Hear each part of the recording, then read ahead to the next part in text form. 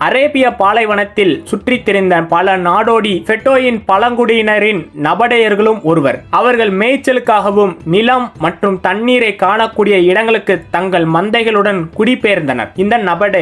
இந்த நபடையர்கள் இனமானது அவர்கள் வடக்கு அரேபிய பழங்குடிகள் என்று சொல்லப்படுகிறது. பெட்ராவின் நபடையர்கள் பெயர்கள் இன்றும் ரக்கேமோ என்று தற்போது சான்றுகள் தெரிவித்தாலும் இது கல்வெட்டுகளில் பல்வேறு விதமாக உச்சரிக்கப்படுகிறது. யூத வரலாற்று ஆசிரியரான ஜோசபஸ் கிபி 37 மோசஸின் காலத்தில் இப்பகுதியில் மீதியானியர்கள் வசித்து வந்ததாகவும் அவர்கள் 5 மன்னர்களால் ஆளப்பட்டதாகவும் எழுதுகிறார். கிரேக்கர்களால் பெட்ரா என்று அழைக்கப்பட்ட இந்த நகரம் அரேபியர்களின் தேசத்தில் மிக உயர்ந்த இடத்தில் உள்ளது. இன்னும் அரேபியர்களாலும் ரெக்கேம் என்று அழைக்கப்படுகிறது என்று ஜோசபஸ் குறிப்பிடுகிறார். 1964 ஆண்டின் பள்ளத்தாக்கின் நுழைவாயிலில் உள்ள குன்றிலிருந்து இடிபாடுகளை அகற்றும் தொழிலாளர்கள் நபடையன் எழுத்துகளில் பல இறுதிச் சடங்கு கல்வெட்டுகளை கண்டறிந்தனர். கிமு 312 நபடையர்களுக்கு எதிராக ஆன்டிகோனஸ் அனுப்பிய பயணங்களை விவரிக்கும் டியோடோரஸ் சிக்குலஸில் உள்ள பகுதி பெட்ராவின் வரலாற்றில் சிறிது வெளிச்சம் போடுவதாக